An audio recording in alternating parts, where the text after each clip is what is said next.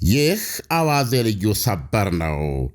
የዩክሬኑ ፕሬዝደንት ቮሎዲሚር ዜሌንስኪ የክሬሚያ ልሳነ ምድር በራሽያ መያዝን አሜን ብለን ዕውቅና አንሰጥም ብለው መናገራቸው ወይም እንቅጩን ማሳወቃቸው የአሜሪካው ፕሬዝደንት ዶናልድ ትራምፕን ክፉኛ አስቆጣም። ትራምፕ ይህን የዜሌንስኪ እምቢኝ ባይነት ከራሽያ ጋር ለሚደረገው የሰላም ድርድር እንቅፋት ነው ብለዋል። እንዲህ እንደ ዜሌንስኪ አይነት የሚያስቆጡ መግለጫዎች ናቸው ይህ ጦርነት ሰላማዊ እልባት እንዳያገኝ ከባድ ችግር የሚፈጥሩት ብለዋል። ሲቀጥሉም ምንም የሚቦስትበት ነገር የለውም። የዩክሬን ሁኔታ የከፋ ነው። ወይ ሰላምን ወይ ደግሞ ሌላ 3 ዓመት መዋጋትና መላ ሀገሪቷን ማጣት ይችላል ብለዋል ዶናልድ ትራምፕ በማኅበራዊ ሚዲያ ገጻቸው ከሰዓታት በፊት። የፕሬዝደንት ትራምፕ የማኅበራዊ ሚዲያ ገጻቸው ቁጣ የተጻፈው ለንደን ላይ ይጠበቁ የነበሩት የአገሪቱ ውጭ ጉዳይ ሚኒስትር ሩቢዮ የሎጂስቲክስ ችግር በሚል ሰበብ ለመቅረት በመወሰናቸውና በዚህም የተነሳ የለንደኑ ስብሰባ ከከፍተኛ ደረጃ ባለሥልጣኖች ወደ በታች ሹሞች ደረጃ ስለወረደ ነው። አሜሪካ የለንደኑ ስብሰባ በጉዳዩ ላይ በሚደረገው ንግግር ወሳኝ ነጥብ ላይ የደረሰበት ሆኖ ስላልተሰማት ነው ውጭ ጉዳይ ሚኒስትሩ ቀርተው በምትኩ የዩክሬንና የራሽያ ልዩ መልእክተኛ ኬሎግ እንዲሄዱ የተደረገው። ምክትል ፕሬዚደንት ጄዲ ቫንስም ሀገራቸው ድርድሩን አቋርጣ ልትወጣና ጨርሳ ልትተው እንደምትችልም አስጠንቅቀዋል። ቫንስ ለጋዜጠኞች ሲናገሩ ለራሽያና ለዩክሬን ግልጽ የሆነ የሰላም ሐሳብ አቅርበን እሺ እንዲሉ ወይም ጅምሩን ትተን ፊታችንን ለማዞር እየጠበቅን ነው ብለዋል። ዜሌንስኪ በትናንትናው ዕለት በሰጡት መግለጫ ኪየቭ ራሽያ በክሬሚያ ልሳነ ምድር ላይ ላላት ቁጥጥር ዕውቅና እንድንሰጥ የሚያደርግ ስምምነትን አንቀበለውም ሲሉ እንቅጩን ተናግረዋል። ዩክሬን ለክሬሚያ በኃይል መያዝ ሕጋዊ ዕውቅና አትሰጥም ሲሉ ፍርጥም ብለዋል። ሲያክሉም ውይይት የምናደርግበት ነገር የለም፣ ከሕገ መንግሥታችን ጋር የተጻረረ ነው ብለዋል። ዳንኤል እንደሰማኸው ነው አሜሪካ እንግዲህ ለሁለቱም ወገኖች ግልጽ የሆነ ይሄን ጦርነት ለመፍታት አሜሪካ የምትሄድበት መንገድ ይሄ ነው፣ ስለዚህም እዚህ ላይ ምላሻችሁን አሳውቁን፣ እሺ ካላችሁ ሂደቱ ይቀጥላል፣ ለስኬትም ይደርሳል፣ እምቢ ካላችሁ ግን ስራ ያውጣችሁ የሚል ሐሳብ እንዳቀረበች ነው የተናገሩት ምክትል ፕሬዚደንቱ። ያም ሐሳብ ለዩክሬንና ለራሽያ አንደኛ ለዩክሬን የቀረበላት በፈረንጅ አቆጣጠር 2014 በራሽያ ኃይሎች ቁጥጥር ስር የዋለውን ክሬሚያ ልሳነ ምድርን የራሽያ እንደሆነ አውቀሽ ዕውቅና ስጪ የሚል ነው። እንደሰማው ደግሞ ለዚህ ምላሽ ደግሞ የዜሌንስኪ አናደርገውም የሚል ነው።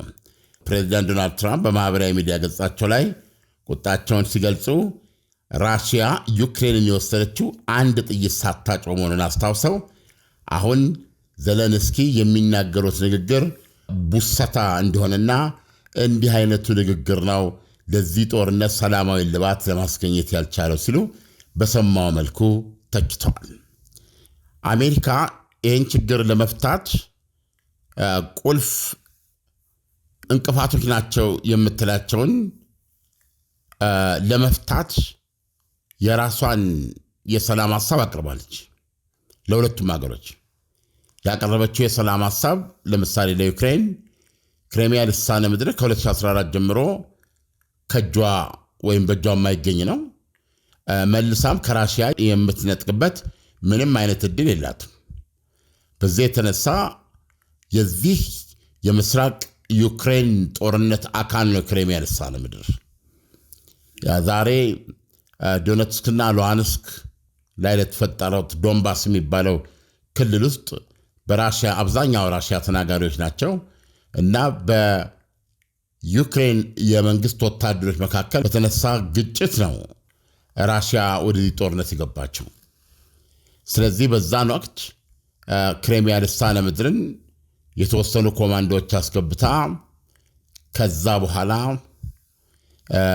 አንዳንድ ቦታዎችን በቁጥጥር ስር ከዋለች በኋላ በህዝበ ውሳኔ ክሬሚያ ልሳነ ምድር የዩክሬን ይሁን ወይስ የራሽያ ወይም ህዝቡ ራሱ ነዋሪ ማለት ነው ከዩክሬን ጋር ትሆናላችሁ ከራሽያ ጋር ተብሎ በተካሄደ ምርጫ ከራሽያ ጋር ብሎ ስለወገነ በዚህ መንገድ ነው ያስገቡት ዘለንስኪ ክሬሚያ ልሳነ ምድርን። አንድ ጥይት ማጮ አላስፈልጋቸውም። አሁን ዶናልድ ትራምፕ በዚህ ማህበራዊ ሚዲያቸው ላይ ገለጹት አንድ ጥይት ሳይጮህ ነው ክሬሚያ ልሳነ ምድርን የያዘው ፑቲን። ስለዚህ የዘለንስኪ ምላሽ ቡሰታ ሆኖ ነው ያገኙት ማለት ነው። ምን እንዳታመጣ ጦርነቱ ሌላ 3 ዓመት ሊቀጥል ይችላል። ውጤቱም ቶታሊ ዩክሬን የምትባል ሀገር ጠፍታ ሙሉ በሙሉ በራሽያ ስር ልትወቅት ትችላለች ነው እና ይህንን ቁጣና ግሳጼ መስጠታቸው ዩክሬን ይህንን አቋሟን እንድትቀይር የሚያደርጉት ግፊት ነው። ነገር ግን የዩክሬን አቋም ይሄ ሆኖ ከጸናች እንግሊዝና ፈረንሳይም ከዚህ አንጻር የአሜሪካ የሰላም እቅድ ተቀባይነት እንዲያገኝ ጫና ለማሳደር እየሞከሩ ነው። ካልተሳካና ዩክሬን በዚህ በጽኑ አቋሟ ለክሬሚያ ልሳነ ምድር እውቅና አልሰጥም በሚለው ክችች ካለች የዶናልድ ትራምፕ አስተዳደር ምንም ማድረግ አይችልም። ምክንያቱም ራሽያ ደግሞ ወደዚህ ድርድር ለመግባትና እያሸነፈችበት ያለውን ጦርነት ለማቆም በቅድመ ሁኔታነት ወይም በግልጽ ያላት ጥያቄ የዩክሬን የክሬሚያ ልሳነ ምድርን ህጋዊ ይሁንልኝ ነው፣ እውቅና ስጭልኝ የሚለው። ይህንን አሜሪካን ያቀረበችው ለምን በዚህ በኩል ራሽያ አሁን ዩክሬንን በህጋዊ መንገድ የራሷ ግዛት አደረገች ማለት ነው። እስካሁን ድረስ ዓለም እውቅና አይሰጠውም ነበር። አሁንም አሜሪካ ግን አልሰጠችውም፣ ግን ለመስጠት እንደምትሰጥ አሳውቃለች። ራሽያ ለዩክሬንም አሳውቃለች። ሁለተኛ ጦርነቱ የሚቆመው አሁን የያዟቸው ወታደሮቻቸው የረገጡት መሬት ላይ ይሆንና በመካከሉ አንዳንድ ቦታዎችን አንዳንድ ስፍራዎችን ሊለዋወጡ ይችላሉ ማለት ነው ሁለቱ ሀገሮች። ስለዚህ በዚህ ደረጃ ነው ያለው። ራሽያም ደግሞ ከዚህ አንጻር የክሬሚያ ልሳነ ምድር ህጋዊ እውቅና በአሜሪካ በኩል የሚሰጠው እስከሆነ ድረስ በራሷ በኩል ደግሞ እነዚህ አራቱን የዩክሬን ግዛቶች ኬርሶን፣ ዛፖሪዥያ፣ ዶኔትስክና ሉሃንስክን በተለያየ ፐርሰንት የያዘቻቸው መቶኛ ከ70% በላይ በሆነ አጠቃላይ ደረጃ በቁጥጥር ስር አድርጋቸዋለች እነዚህን ግዛቶች። ነገር ግን በፓርላማ ያጸደቀውና ራሳቸው ፕሬዚደንት ዶናልድ ትራምፕ የፈረሙበት ህግ ወይም የራሽያ ውሳኔ የዩክሬን አራቱ ግዛቶች ሙሉ በሙሉ የራሽያ መሆናቸውን ይደነግጋል። እንዲህም ሆኖ ራሽያ ኮምፕሮማይዝ አድርጋለች። ይህም በእጇ የገቡት ግዛቶች የእሷ ይሆናሉ፣ በእጇ የማይገኙት የዩክሬን ይሆናሉ የሚለውን ተቀብላለች ማለት ነው። እና ነገሮች በዚህ ደረጃ ነው ያሉት። አሜሪካ በዩክሬን በኩል የጠበቀችውን ምላሽ እነሆ በግልጽ በሚታይ ሁኔታ አሻፈረኝ ብላለች። በተመሳሳይ ሁኔታ የአሜሪካ ልዩ ልዑክ ስቲቭ ዊትኮፍ ወደ ራሽያ ይሄዳሉ። ዓላማውም ከዚህ በፊት ሰውየው ከፕሬዚዳንት ቭላዲሚር ፑቲን ጋር 3 ጊዜ ያህል የጠለቀ ውይይት አድርገዋል። አሁን ለአራተኛ ውይይትና አንዳንድ ማስገንዘቢያዎችን ሊሰጡ ነው የሚሄዱት።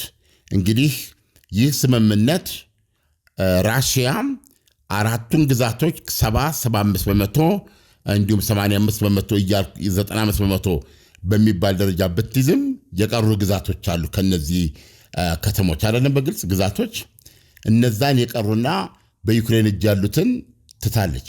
በፊት እነሱን በቁጥጥር ሳላደርግ በፊት የማደርገው ምንም ድርድር የለም ትል ነበረ። አሁን እሱ ቅድመ ሁኔታ አንስታለች።